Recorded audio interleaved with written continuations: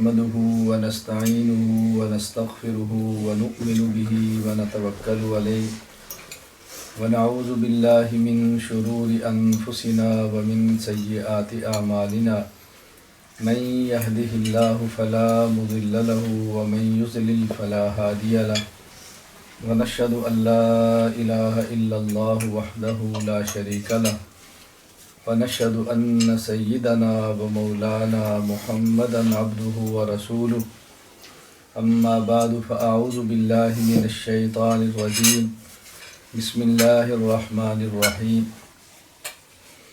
لقد رضي الله عن المؤمنين إذ يبايعونك تحت الشجرة فعلم ما في قلوبهم اللهم صل على محمد وعلى آل محمد كما صليت على إبراهيم وعلى آل إبراهيم إنك حميد مجيد اللهم بارك على محمد وعلى آل محمد كما باركت على إبراهيم وعلى آل إبراهيم إنك حميد مجيد۔ اللہ تعالیٰ کا بہت بڑا انعام اور احسان ہے۔ اللہ تعالیٰ نے ہمیں انسان بنایا، مسلمان بنایا، حضور اکرم صلی اللہ علیہ وسلم کا امتی بنایا۔ نبی کریم صلی اللہ علیہ وسلم مکہ مکرمہ میں پیدا ہوئے، ہجرت فرما کر مدینہ منورہ تشریف لائے اور 23 سال آپ نے مسلسل دن رات محنت فرمائی اور قیامت تک کے آنے والے انسان کے لیے آپ نے ایک عملی سیرت کو پیش فرمایا، عملی نمونہ پیش فرمایا اور اپنے قول سے اور اپنے عمل سے سمجھایا کہ کس طرح انسان دنیا میں اپنے اللہ کو راضی کر کے اس دنیا سے جا سکتا ہے۔ رسول اکرم صلی اللہ علیہ وسلم کے جانے کے بعد آپ کے خلیفہ، آپ کے جانشین حضرت ابوبکر صدیق رضی اللہ تعالی عنہ نے اپنے قول اور اپنے فعل سے امت کو سمجھایا کس طرح اللہ کو راضی کیا جا سکتا ہے۔ حضرت ابوبکر صدیق رضی اللہ تعالی عنہ کے بعد حضرت عمر فاروق رضی اللہ تعالی عنہ نے اپنے قول اور عمل سے سمجھایا کہ کس طرح اس دنیا میں رہ کر اللہ کو راضی کیا جا سکتا ہے۔ حضرت عمر فاروق رضی اللہ عنہ کے بعد حضرت عثمان غنی رضی اللہ تعالی عنہ نے اپنے قول اور عمل سے امت کو سمجھایا کہ کس طرح اللہ کو راضی کیا جا سکتا ہے۔ حضرت عثمان غنی رضی اللہ تعالی عنہ کے بعد حضرت علی المرتضیٰ رضی اللہ تعالی عنہ نے اپنے قول اور اپنے فعل سے سمجھایا کہ کس طرح اللہ کو راضی کیا جا سکتا ہے۔ حضور اکرم صلی اللہ علیہ وسلم کے بعد یہ 4 صحابہ کرام رضی اللہ عنہم اجمعین خلفائے راشدین ہیں۔ ان میں 2 حضرت ابوبکر صدیق، حضرت عمر فاروق رضی اللہ تعالی عنہما رسول اکرم صلی اللہ علیہ وسلم کے سسر ہیں، یعنی ان دونوں کی بیٹیاں نبی پاک صلی اللہ علیہ وسلم کے نکاح میں تھیں۔ اور حضرت عثمان رضی اللہ تعالیٰ عنہ، حضرت علی رضی اللہ تعالیٰ عنہ، یہ دونوں خلفائے راشدین میں سے وہ ہیں جو حضور اکرم صلی اللہ علیہ وسلم کے داماد ہیں، یعنی ان دونوں کے نکاح میں نبی پاک صلی اللہ علیہ وسلم کی بیٹیاں تھیں۔ فرق یہ ہے کہ عثمان غنی رضی اللہ تعالیٰ عنہ کے نکاح میں آپ کی 2 بیٹیاں آئیں، پہلے ایک بیٹی، ان کے فوت ہونے کے بعد پھر دوسری بیٹی، پہلے رقیہ پھر ام کلثوم۔ حضرت علی المرتضیٰ رضی اللہ تعالیٰ عنہ کے نکاح میں آپ کی سب سے چھوٹی بیٹی حضرت فاطمہ رضی اللہ تعالیٰ عنہا تھی۔ صحابہ کرام رضی اللہ تعالیٰ عنہ مجمعین سب کے سب ہمارے ایمان کا حصہ ہیں، اس امت کے بلند و بالا شخصیات ہیں، لیکن ان میں سے نمایاں مقام ان 4 حضرات کا ہے۔ حضرت ابوبکر صدیق، حضرت عمر فاروق، حضرت عثمان غنی، حضرت علی المرتضیٰ رضی اللہ تعالی عنہ۔ ہر مسلمان کی ذمہ داری ہے کہ وہ اس بات کو سمجھے کہ میں نے صحابہ کرام رضی اللہ تعالی عنہم اجمعین سے محبت کرنی ہے، میں نے ان کے نقش قدم پر چلنا ہے، ان کی زندگی کو میں نے اپنانا ہے۔ حضرت عمر فاروق رضی اللہ تعالی عنہ کے حوالہ سے میں مختصر سی بات کروں گا۔ تفصیل سے گفتگو گزشتہ 3 راتوں میں روزانہ 2-2.5 گھنٹے کی بنیاد پہ کر چکا ہوں۔ آج 1 محرم 1446 ہجری ہے۔ آج 1 محرم 1446 ہجری ہے۔ میں یہ تاریخ بتا رہا ہوں ترکیہ کے مطابق، باقی ممکن ہے ہندوستان پاکستان میں کل 1 محرم ہو، تو آج یہاں پہ 1 محرم 1446 ہجری ہے۔ ہماری اسلامی تاریخ کا یہ آج پہلا دن، اسلامی سال کا یہ پہلا دن ہے، یعنی اسلامی تاریخ وہ محرم سے شروع ہوتی ہے، اور محرم کا آغاز حضرت عمر فاروق رضی اللہ تعالیٰ عنہ کی شہادت سے ہوتا ہے۔ حضرت عمر فاروق رضی اللہ تعالیٰ عنہ کے دور میں یہ 16-17 ہجری کا واقعہ ہے۔ ایک مقدمہ پیش ہوا کہ کسی شخص نے کسی کے پیسے دینے تھے اور ادائیگی کرنی تھی شعبان میں۔ حضرت عمر فاروق رضی اللہ تعالیٰ نے پوچھا کہ اس سے مراد کون سا شعبان ہے، جو گزر گیا یا آنے والا، کیونکہ لکھا ہوا نہیں تھا۔ تو اس کے بعد حضرت عمر فاروق رضی اللہ تعالیٰ عنہ نے صحابہ کرام رضی اللہ تعالیٰ عنہ مجمعین کو بٹھایا اور مشورہ کیا کہ ہم باقاعدہ تقویم یعنی تاریخ کا آغاز کریں۔ اب تاریخ کی بنیاد کیا رکھیں؟ اس میں ایک تو مشورہ یہ سامنے آیا کہ رسول اکرم صلی اللہ علیہ وسلم کی پیدائش سے ہم اپنی تاریخ شروع کریں۔ ایک مشورہ آیا کہ رسول اکرم صلی اللہ علیہ وسلم کے اعلان نبوت کا جو دن ہے وہاں سے اپنی تاریخ شروع کریں۔ ایک مشورہ آیا کہ رسول اللہ صلی اللہ علیہ وسلم نے جو مکہ مکرمہ سے مدینہ منورہ ہجرت فرمائی ہے وہاں سے اسلامی تاریخ کا آغاز کریں۔ اور ایک مشورہ رسول اکرم صلی اللہ علیہ وسلم جب دنیا سے رخصت ہوئے ہیں اس دن سے اسلامی تاریخ کا آغاز کریں۔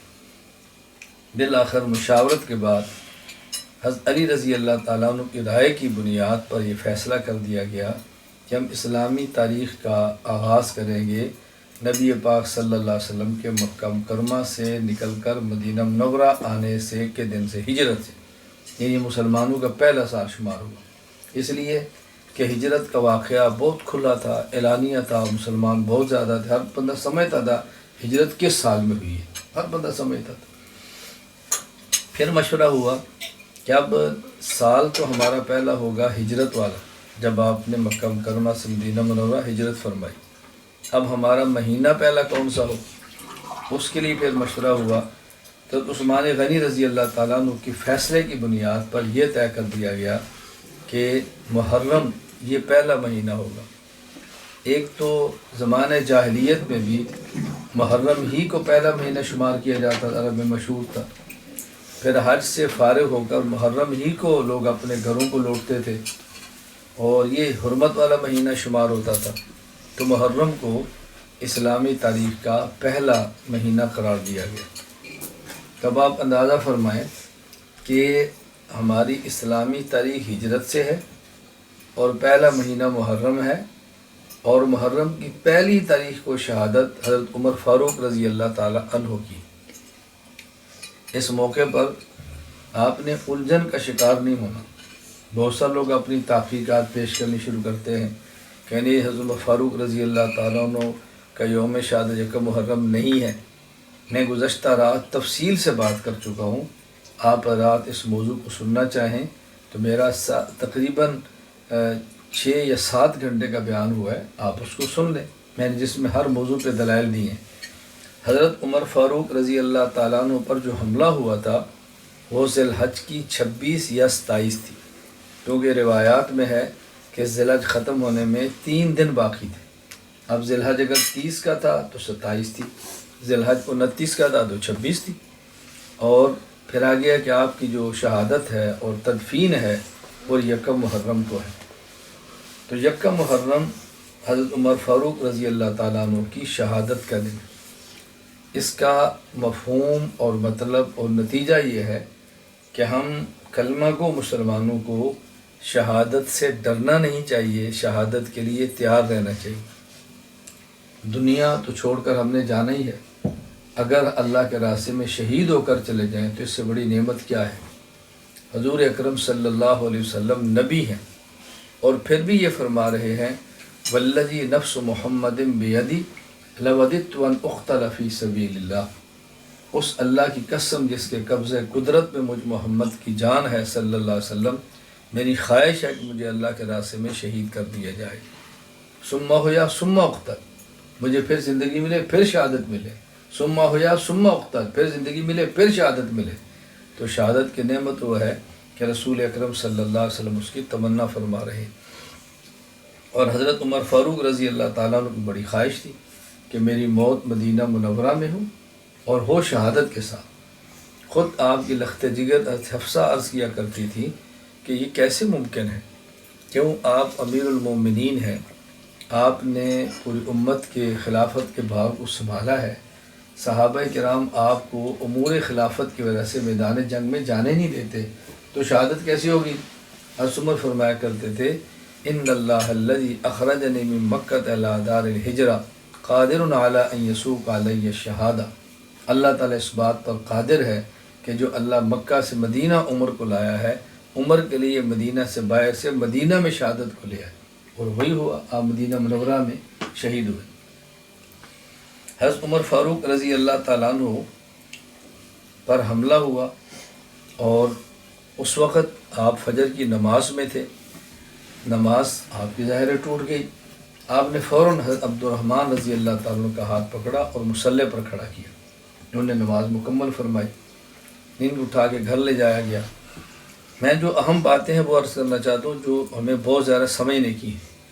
آپ نے ایسے موقع پر بھی ایک تو نماز کو ضائع نہیں ہونے دیا، فوراً مصلی پر دوسرا امام کھڑا کیا تاکہ نماز مکمل ہو۔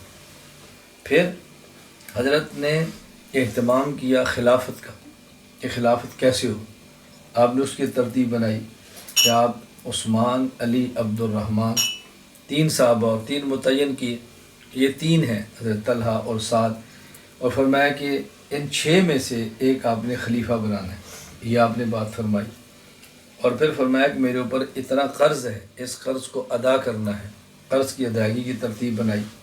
یعنی حضرت نے کتنا اہتمام فرمایا نماز کا، اور کتنا اہتمام فرمایا قرض کی ادائیگی کا، اور کتنا اہتمام فرمایا مسلمانوں کے اجتماعی نظم و نسق خلافت کا۔ پھر حضرت عمر فاروق رضی اللہ تعالیٰ عنہ کی خواہش تھی کہ مجھے مدینہ منورہ رسول اکرم صلی اللہ علیہ وسلم قبر کے پاس حجرہ عائشہ میں دفن کر دیا جائے، تو آپ نے اپنے بیٹے سے فرمایا کہ جاؤ ام المومن امی عائشہ سے اجازت طلب کرو زندگی میں۔ وہ گئے، حضرت عائشہ رضی اللہ تعالیٰ نے فرمایا کہ میری خواہش تھی کہ یہاں میری قبر بنے، لیکن میں اپنی خواہش پر حضرت عمر کی خواہش کو ترجیح دیتی ہوں۔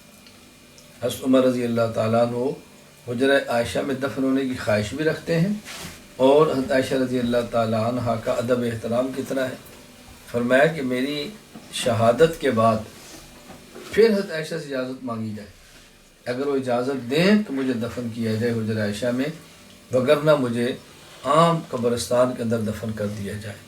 کیوں؟ ظاہر ہے کہ یہ ایسا نہ ہو کہ عائشہ میری زندگی میں مروت کی وجہ سے، احترام کی وجہ سے اجازت دے دیں اور دل سے وہ خوش نہ ہوں، تو میرے جانے کے بعد پھر ان سے پوچھو۔ کیا حضرت عمر رضی اللہ تعالیٰ نے احترام فرمایا کرتے تھے ام المومن امی عائشہ رضی اللہ تعالیٰ عنہ۔ حضرت عمر رضی اللہ تعالیٰ عنہ نے جب آخری حج فرمایا تو آپ نے اس کا اہتمام کیا کہ ازواج مطہرات کو بھی لے کر گئے، اور ان کے محارم کو ساتھ لیا، اور حج کے سفر کی ترتیب بنائی، اور حضرت عمر رضی اللہ تعالیٰ عنہ نے حضرت عبد الرحمن بن عوف کو آگے، عثمان غنی کو پیچھے، اونٹوں کی قطار میں فرمایا کہ تم اس کی خصوصی حفاظت کرو۔ اتنا احترام تھا ازواج مطہرات کا، اور کتنا احترام تھا اہل بیت کا کہ آپ کے پاس کچھ کپڑے آئے، آپ نے مدینہ منورہ تقسیم فرمائے، اور فرمایا رسول اللہ صلی اللہ علیہ وسلم کے جو شہزادے حسن اور حسین رضی اللہ عنہما ان کی شان کے لائق نہیں ہے، تو آپ نے مستقل یمن ایک بندہ بھیجا اور وہاں سے کپڑے منگوائے اور حسنین کو دیے، فرمایا الآن طابت نفسی، اب میرا دل خوش ہو گیا ہے کہ جیسے کپڑے میں چاہتا تھا ان شہزادوں کو ویسے کپڑے مل گئے۔ کس حد تک آپ احترام فرماتے۔ ایک مرتبہ حضرت حسین رضی اللہ تعالیٰ عنہ کا آپ نے فرمایا کہ کوئی بھی ضرورت ہو تو ہمیں یاد کرو، ہمارے پاس تشریف لاؤ۔ حضرت حسین رضی اللہ تعالیٰ عنہ ایک بار تشریف لائے، عبداللہ بن عمر رضی اللہ عنہ راستے ملے تو فرمایا کہاں جا رہے ہو؟ کہا حضرت عمر امیر المومنین کو ملنے کے لیے۔ کہا میں گیا تھا، میں نے اجازت مانگی تو مجھے اجازت نہیں ملی، حضرت حسین بھائی سے واپس چلے گئے۔ حضرت عمر رضی اللہ تعالیٰ عنہ کی ملاقات ایک بار ہوئی تو فرمایا حسین تم ہمارے پاس کیوں نہیں آتے؟ کہا جی میں آیا تھا، آپ کے بیٹے عبداللہ سے راستے ملاقات ہوئی تو انہوں نے کہا کہ میں گیا تھا، مجھے اجازت نہیں ملی، تو میں نے یہ سوچ کر کہ جب بیٹے کو ملاقات کی اجازت نہیں ملی تو شاید مجھے بھی نہ ملے۔ حضرت عمر رضی اللہ تعالیٰ عنہ کو جملہ بہت سننے والا ہے۔ آپ نے فرمایا حل انت مثلا، نہ آپ نے فرمایا انت مثلا، انت مثلا، آپ کیا میرے بیٹے کی طرح ہیں؟ کہاں آپ اور کہاں میرا بیٹا؟ حل انبت الشعر علی الراس غیرک، آپ کی وجہ سے تو ہمیں عزتیں ملی ہیں، کہاں آپ اور کہاں میرا بیٹا؟ آپ جب بھی تشریف رہے آپ کے لیے کوئی ایسا مسئلہ نہیں۔ آپ اندازہ فرمائیں کہ کس طرح احترام فرمایا کرتے تھے اہل بیت کا، اور کس طرح احترام فرمایا کرتے تھے حضرت عمر رضی اللہ تعالیٰ عنہ، ازواج مطہرات اور رسول اکرم صلی اللہ علیہ وسلم کی نسبتوں کا۔ تو یکم محرم حضرت عمر فاروق رضی اللہ تعالیٰ عنہ کی شہادت کا دن ہے۔ حضرت عمر فاروق رضی اللہ تعالیٰ عنہ ایسے جلیل القدر صحابی ہیں کہ رسول اکرم صلی اللہ علیہ وسلم نے ارشاد فرمایا لو کان بعدی نبی لکان عمر، اگر میرے بعد کوئی نبی پیدا ہو سکتا تو یہ عمر نبی ہوتا۔ اس حدیث کو اچھی طرح سمجھیں۔ بعض لوگ کہتے ہیں کہ حضور اکرم صلی اللہ علیہ وسلم کے بعد سب سے افضل تو ابو بکر صدیق رضی اللہ عنہ، اور اس حدیث سے بظاہر معلوم ہوتا ہے کہ عمر افضل ہے، کیونکہ آپ نے فرمایا کہ میرے بعد اگر کسی کو نبوت ملتی تو عمر کو ملتی، تو معلوم ہوتا ہے عمر ابو بکر صدیق سے بھی افضل ہے رضی اللہ عنہ۔ جواب ذہن نشین فرما لیں، نبی میں جتنی بھی صفات ہوتی ہیں ان صفات کا خلاصہ دو صفتیں ہیں، نمبر 1 نذیر، نمبر 2 بشیر۔ نذیر کا معنی جہنم اور اللہ کے عذاب سے ڈرانے والا، اور بشیر کا معنی جنت اور اللہ کی رضا کی طرف بلانے والا، خوشخبری دینے والا۔ نذیر اس کے اندر جلال ہوتا ہے اور بشیر اس میں جمال ہوتا ہے۔ تو کسی نبی میں صفت جلال کا غلبہ ہوتا ہے، کسی نبی میں صفت جمال کا غلبہ ہوتا ہے، یہ دو جوڑی ہو گئی۔ تو جب ایک نبی ایسا آئے گا جس میں صفت جلال کا غلبہ ہے تو اس کے بعد وہ آئے گا جس کے بعد صفت جمال کا غلبہ ہے، اور جب وہ آئے گا جس میں صفت جمال کا غلبہ ہے تو اس کے بعد وہ آئے گا جس میں صفت جلال کا غلبہ ہے۔ حضرت موسیٰ علیہ السلام جلالی پیغمبر تھے، ان میں جمال بھی تھا لیکن جلال کا غلبہ تھا۔ ان کے بعد حضرت عیسیٰ علیہ السلام تشریف لائے، حضرت عیسیٰ میں جمال کا غلبہ تھا، صفت جلال بھی تھی۔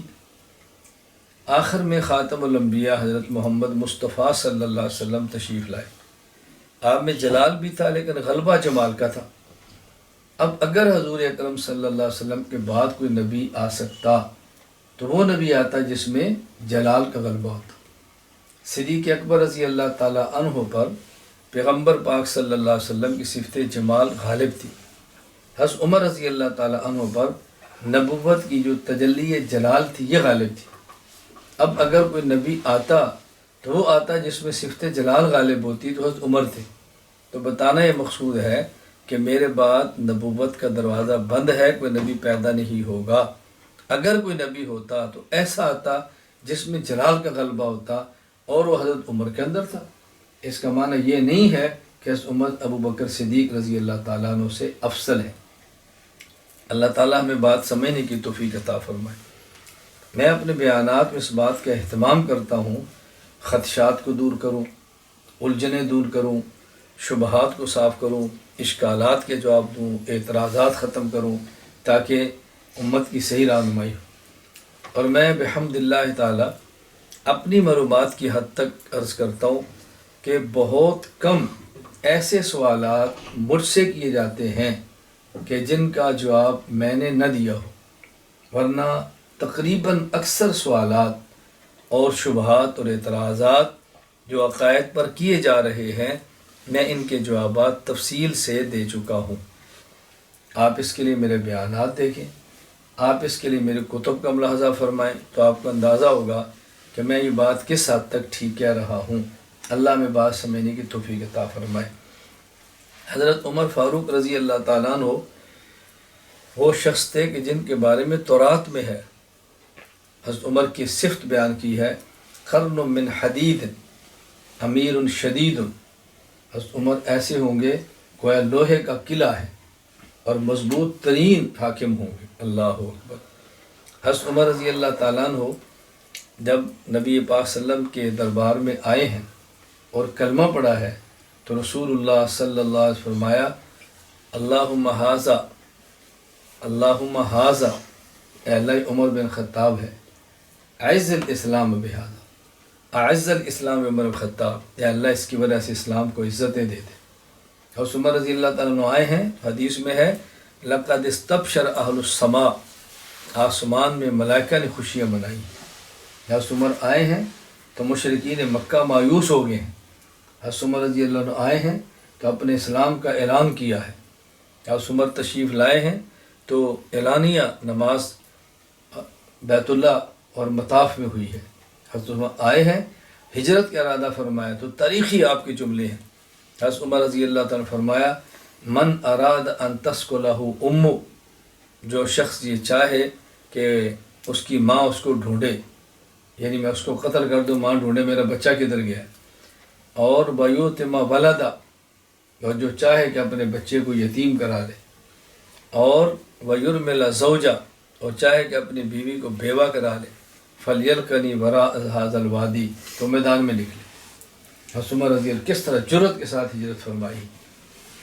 نبی کریم صلی اللہ علیہ وسلم فرمایا ان اللہ جعل الحق علی لسان عمر و قلبی، اللہ نے حق عمر کی زبان پہ جاری فرمایا، یعنی عمر بولتے بھی درست ہیں اور آپ کے دل پہ حق کو جاری فرمایا، آپ سوچتے بھی درست ہیں۔ حضرت عمر رضی اللہ تعالیٰ عنہ، رسول اکرم صلی اللہ علیہ وسلم فرمایا سراج اہل الجنہ، اہل جنت کا چراغ ہے عمر۔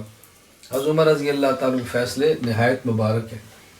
میں اس موقع پر ایک بات عرض کرنا چاہتا ہوں، اور میں ہمیشہ کہتا ہوں کہ ہم گردن اٹھا کے، سینہ تان کے اور سر بلند کر کے کہتے ہیں کہ ہم اہل سنت والجماعت احناف دیوبند ہیں۔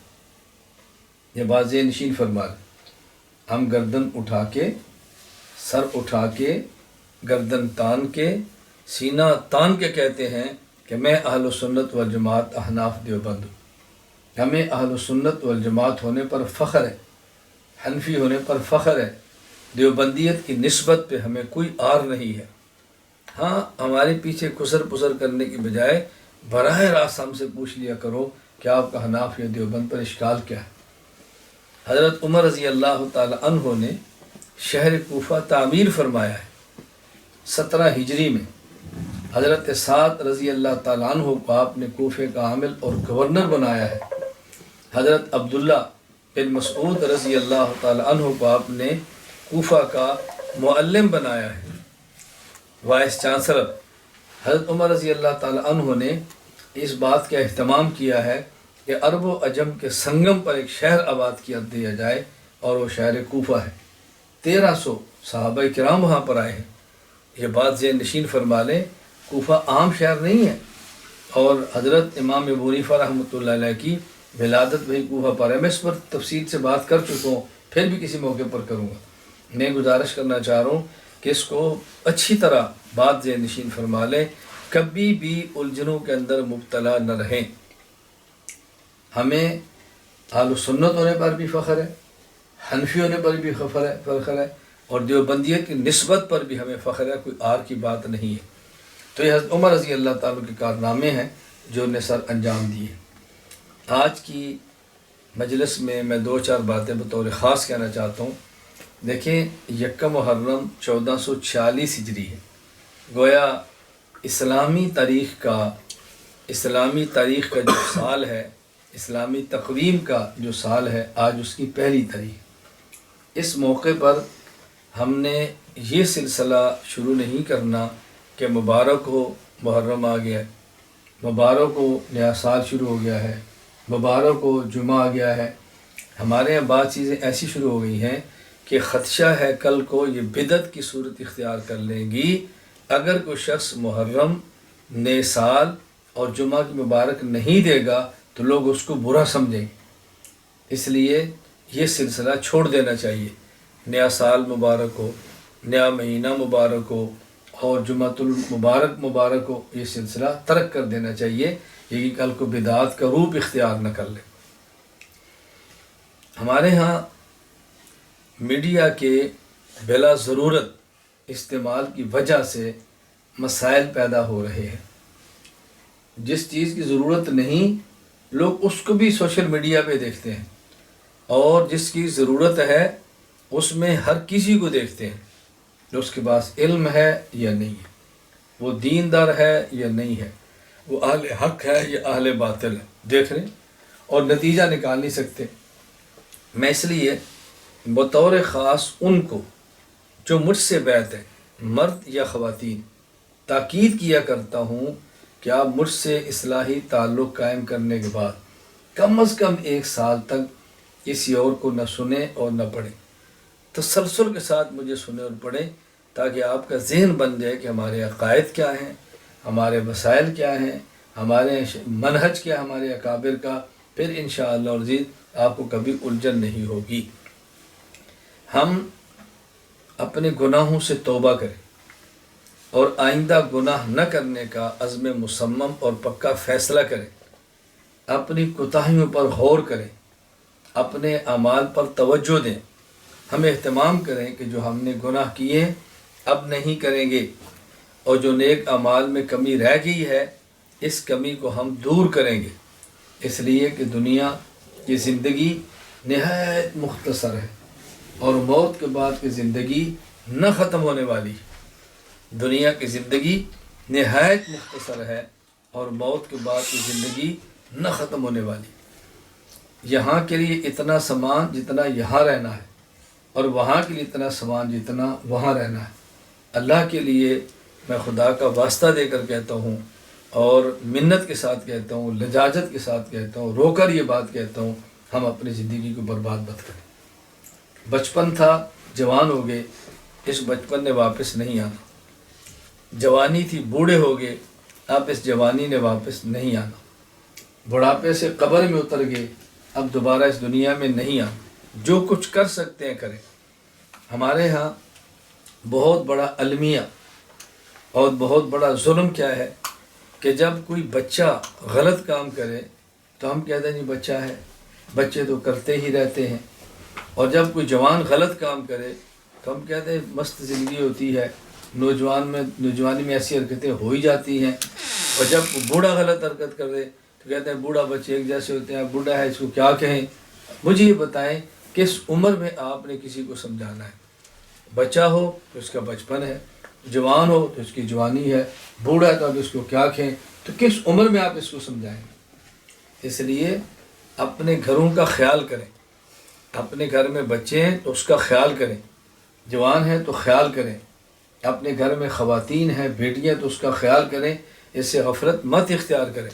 قیامت کے دن پوچھا جائے گا کہ تم نے اپنے ماتحتوں کے بارے میں کیا کیا۔ الا کلکم راع وکل راع مسئول عن رعیتہ، رسول اکرم صلی اللہ علیہ وسلم نے فرمایا تم میں سے ہر شخص اپنی حیثیت کے مطابق نگہبان ہے، مسئول ہے، اور ہر ایک سے اپنے ماتحتوں کے بارے میں قیامت کے دن سوال ہوگا۔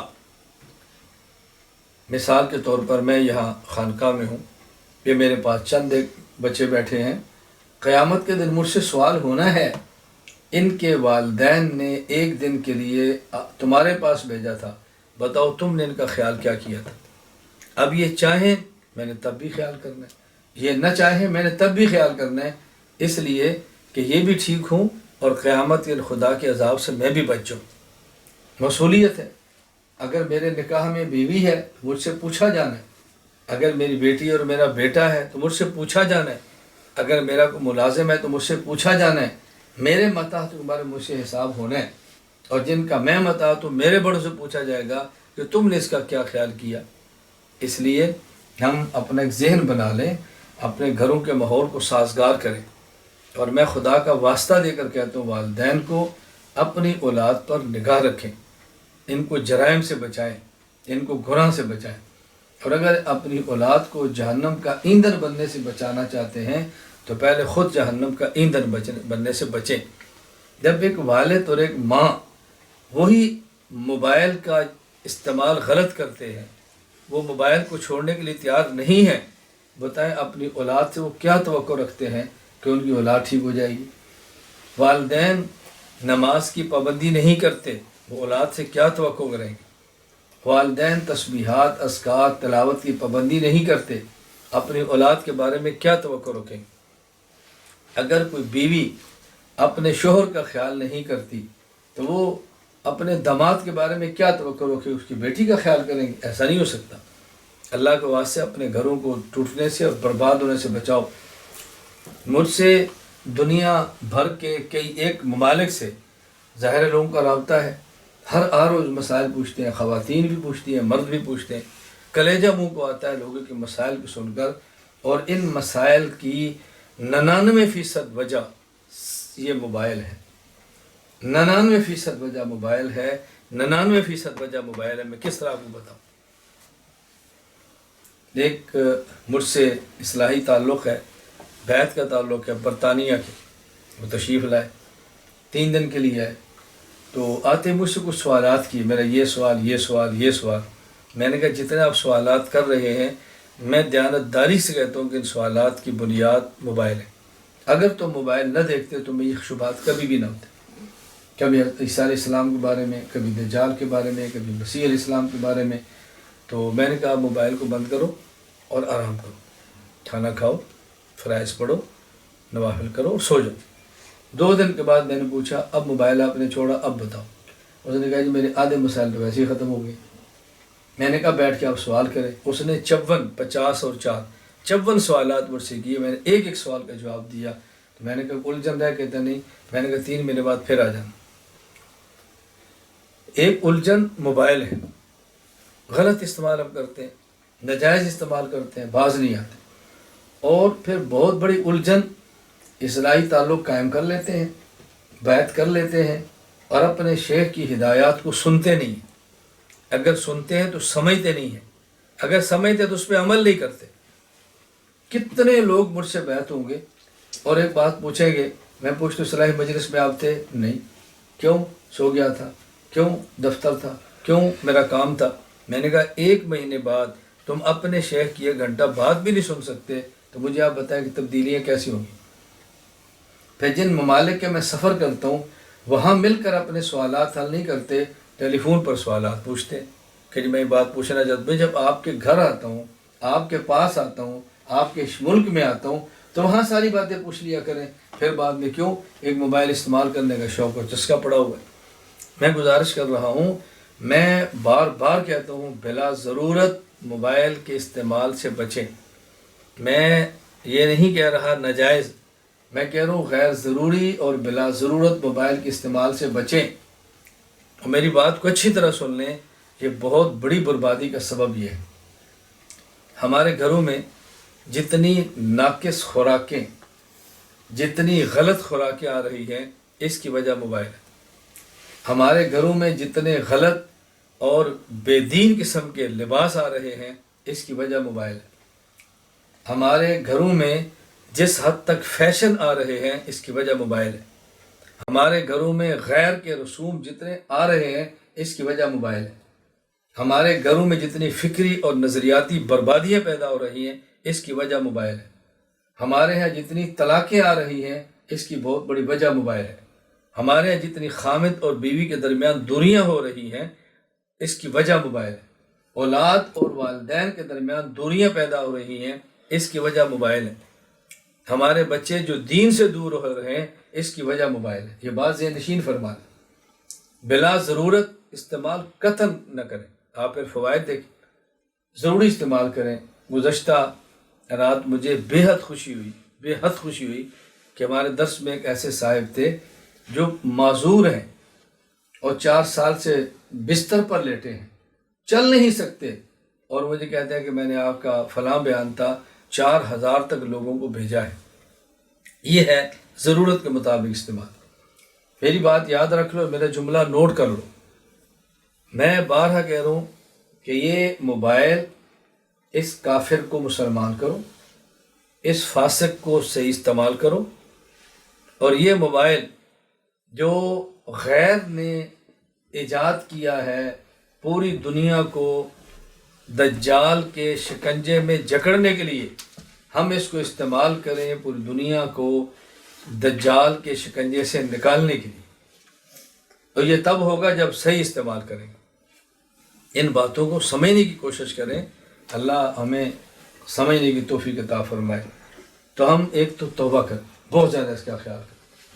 آج الجھنیں کیا پیدا ہوئی ہیں؟ گزشتہ کل بھی مجھ سے ایک سوال کیا گیا کہ جی آج کل نکاح ہو رہے ہیں، لڑکا کہیں ہے، لڑکی کہیں ہے، 4 گواہ اس نے بنائے ہیں، 2 گواہ اس نے بنائے ہیں، اور ایجاب و قبول ہو رہا ہے، کیا نکاح ہو جاتا ہے؟ کان کھول کر بات سن لیں۔ شریعت میں ایک ہے گواہ کا مسئلہ اور ایک ہے اعلان کا مسئلہ۔ اصل شریعت میں اعلان ہے۔ اللہ کے نبی صلی اللہ علیہ وسلم فرمایا اعلن النکاح ولو کان بالدف، تم اعلان کرو نکاح کا اگرچہ تمہیں دف کیوں نہ بجانی پڑے۔ اس کا معنی کہ دف بجاؤ، اس کا معنی اگرچہ تمہیں کیوں نہ بجانی پڑے، یعنی اہمیت بتائی جا رہی ہے۔ جیسے اللہ کے نبی صلی اللہ علیہ وسلم فرمایا فجر کی سنت کا اہتمام کرو ولو تردتکم الخیل، اگرچہ تمہیں گھوڑے پاؤں میں روند کیوں نہ ڈالیں، سنتیں نہ چھوڑنا۔ یہ سمجھایا جا رہا ہے کہ اتنا اہم ہے، اس کا اعلان کرو۔ اس سے کوئی دف کا جواز اور کوئی ڈھول کا جواز ثابت نہیں ہو رہا۔ اور آگے کیا فرمایا وَجْعَلُوا فِي الْمَسَاجِدِ، نکاح کو مسجد میں کرو تاکہ اعلانیہ ہو۔ آگے مسئلہ ہے گواہ کا۔ گواہ بوقت مطالبہ اور بوقت ضرورت کے لیے رکھے جاتے ہیں۔ میں اس کی آسان مثال دیتا ہوں۔ کسی ہوٹل میں خاوند اور بیوی دونوں رہ رہے ہیں، اسلامی ملک ہے، کوئی شکایت کر دیتا ہے کہ جی یہ ان کی بیوی نہیں ہے، ناجائز تعلق ہے، پولیس پکڑ لیتی ہے، یہ کون ہے؟ کہا جی میری بیوی۔ یہ کون ہے؟ میرا شوہر۔ ثبوت؟ اب آپ ثبوت پوری مصر کا مجمع تو نہیں لاؤ گے نا، ثبوت پہ نکاح نامہ پیش کرو گے، اور نکاح نامہ پہ دستخط 2 گواہوں کے ہوں گے۔ تو یہ 2 گواہ ہیں بوقت مطالبہ آپ کے کام آ سکیں، بوقت مطالبہ کام آ سکیں، یہ اس لیے ہوتے ہیں۔ کوئی شخص کہے پولیس کو کہ جی فلاں شخص ہے تو میری ہمشیرہ کو دوڑا کے لے گیا، پولیس پکڑے کہ جی میری اہلیہ ہے، ثبوت کیا ہے؟ یہ نکاح نامہ ہے، اس کے فلاں 2 گواہ ہیں، ان کا یہ دیکھیں ان کے شناختی کارڈ کے نمبر ہے، فلاں فلاں چیزیں موجود ہیں۔ تو شریعت میں اصل ہے نکاح میں اعلان، اور 2 گواہ وقت مطالبہ ہیں۔ اور ہمارے ہاں کیا ہے؟ لڑکی سے تعلق بنا لیا، ژرانہ لگا لیا، موبائل سے چوری اس سے پیار کر لیا، اور پھر اس حرام کو ایک تعبیر کے ساتھ حلال کرنے کے لیے جو ہم نے 2 گواہ بنا لی، ہمارے تو گواہ ہیں۔ یہ کیسے گواہ ہے جس کا ماں کو بھی نہیں پتہ، جس کا باپ کو بھی نہیں پتہ، خاندان کو بھی نہیں پتہ، اور چوری آپ لے کر پھر رہے ہیں؟ یہ کون سا نکاح ہے؟ یہ مزاج شریعت کے خلاف ہے، اچھی طرح ذہن نشین فرما لیں۔ اور وہ لڑکیاں جو آج اپنے والدین سے چھپ چھپ کے موبائل پہ 2 گواہوں کی وجہ سے یہ چھپ چھپ کے شادیاں کر رہی ہیں، ان کو اس وقت سمجھ آئے گی جب یہ حرکتیں ان کی اپنی بیٹیاں کریں۔ خدا کے لیے اللہ کے عذاب کو دعوت مت دو۔ اور کتنے لوگ ایسے ہیں کہ جی میرا نکاح ہو گیا ہے، میری بیوی کی موافقت نہیں ہے، ایک اور بڑی نیک لڑکی ہے، میں اس سے نکاح چاہتا ہوں، وہ مجھ سے نکاح چاہتی ہے، اس کے والدین نہیں مانتے، کیا کریں؟ میں نے کہا یہ کون سی نیک لڑکی ہے کہ جس نے موبائل پہ آپ سے رابطہ رکھا ہوا ہے اور آپ کا ژرانہ لگا ہوا ہے؟ یہ کون سی نیک لڑکی ہے؟ یہ کون سی شریف لڑکی ہے؟ آپ شادی شدہ ہو، آپ کے نکاح میں بیوی موجود ہے، اس کے باوجود آپ کا اس سے تعلق ہے، اور چوری ہے، اس کے والدین نہیں مان رہے، وہ آپ کے ساتھ نکاح کرنے آپ پھر لگے ہوئے ہیں۔ یہ کون سا مسئلہ ہے؟ تو بات اچھی طرح ان کو سمجھیں۔ مجھ سے ایک ساتھی نے رابطہ کیا اور یہی بات پوچھی، تو میں نے مختصر سا جواب دیا۔ میں نے کہا اگر آپ عشق مجازی کے اندر مبتلا نہیں تو پھر کیا پریشانی ہے؟ آپ شادی شدہ ہیں، آپ کی بیوی موجود ہے، اور کسی نیک لڑکی سے آپ کا رابطہ ہے اور وہ اس کے والدین آپ سے نکاح کے لیے تیار نہیں ہے، آپ کے ملک میں دوسرے شادی کی اجازت نہیں ہے اور آپ پریشان پھر رہے ہیں اور آپ کا ناجائز تعلق بھی نہیں، کیا پریشانی ہے پھر؟ کیا پریشانی ہے؟ اللہ تعالی ہمیں بات سمجھنے کی توفیق عطا فرمائے، بات اچھی طرح سمجھے۔ اور میں ان سے گزارش کرتا ہوں جو والدین ہیں، جو شرعی طریقے پر موبائل اور فون پر نکاح کرنا چاہتے ہیں اپنی بیٹی یا بیٹے کا، اس کا طریقہ کیا ہوتا ہے؟ ایک شخص ہندوستان میں ہے یا پاکستان میں ہے اور دوسرا خاندان کسی دوسرے ملک میں بیٹی یا بیٹے کا نکاح کرنا چاہتے، اس کا طریقہ ہوتا ہے کہ فون پر ایک بندے کو اپنا وکیل بنائے اور وہ وکیل اس نکاح کی مجلس میں موجود ہو۔ یہ ہوتا ہے ٹیلی فونک نکاح۔ ٹیلی فونک نکاح کا معنی یہ نہیں ہوتا کہ لڑکی کسی اور ملک میں، لڑکا کسی اور ملک میں ویڈیو کال پہ اجابہ قبول ہو رہا ہے اور گواہ بیٹھے۔ ہاں، لڑکی اور لڑکے کا نکاح کی مجلس میں ہونا ضروری ہے، یا لڑکی یا لڑکے کا وکیل موجود ہو مجلس میں۔ جس طرح عام طور پہ ہمارا نکاح ہوتا ہے مسجد میں، تو دولہا مسجد میں ہوتا ہے، لڑکی تو مسجد میں نہیں ہوتی، لڑکی تو گھر ہوتی ہے۔ تو وہاں مجلس میں لڑکی کا وکیل آتا ہے، اس کا والد، اس کا ماموں، اس کا چچا۔ تو نکاح کے لیے ضروری ہے کہ لڑکا اور لڑکی دونوں مجلس میں ہوں، یا ان دونوں میں سے جو موجود نہ تو اس کا وکیل مجلس کے اندر موجود ہو۔ یہ ہوتا ہے نکاح کا طریقہ جو شرعی ہے۔ باقی یہ جو ہم نے سلسلہ شروع کیا ہوا چوری والا، آپ یقین فرمائیں میں کس طرح درد اور رو کر یہ بات سمجھاؤں۔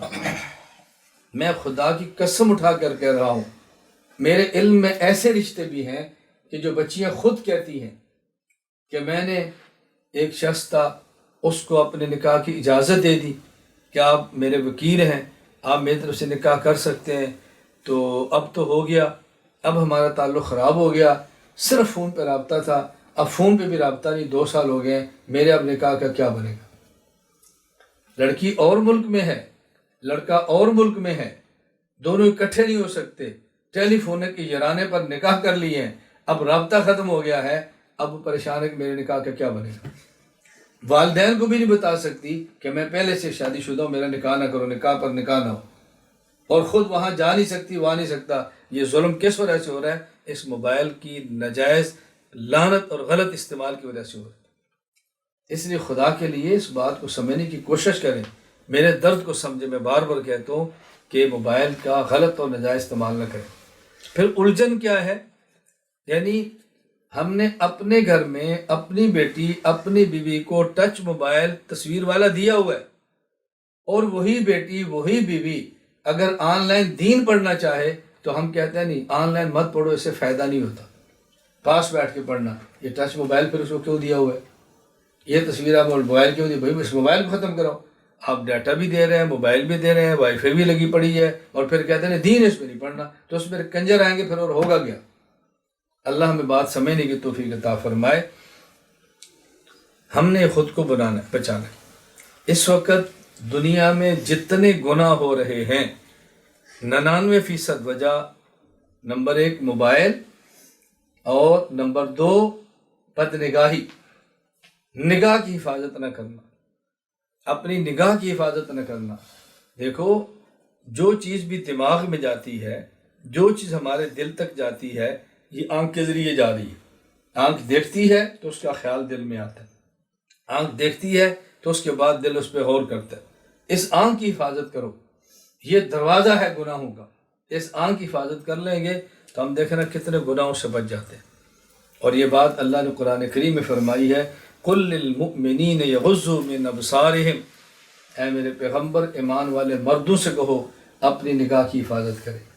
قُل لِّلْمُؤْمِنَاتِ يَغْضُضْنَ مِنْ أَبْصَارِهِنَّ، ایمان والی عورتوں سے کہو اپنی نگاہوں کی حفاظت کرے۔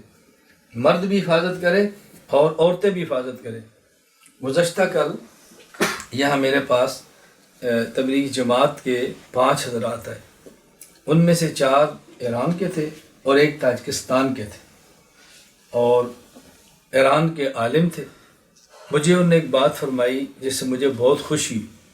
انہوں نے کہا مولانا آپ نے ایک بیان کے دوران ایک شعر پڑھا تھا، اور ہمیں وہ ترکی میں تبلیغ جماعت میں چلتے ہوئے گشتوں کے دوران بڑا کام آیا۔ آپ نے کہا تھا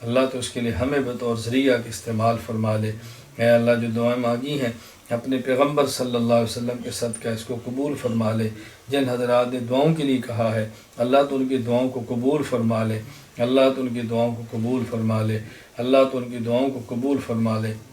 اللہم انا نسألک من خیر ما سألک منہ نبیک و عبدک محمد صلی اللہ علیہ وسلم ونعوذ بک من شر ما استعاذ منہ نبیک و عبدک محمد صلی اللہ علیہ وسلم وانت المستعان وعلیک البلاغ ولا حول ولا قوة الا باللہ العلی العظیم وصلی اللہ تعالی علی رسولہ خیر خلقہ محمد وعلی آلہ وصحابہ اجمعین آمین برحمتک یا ارحم الراحمین۔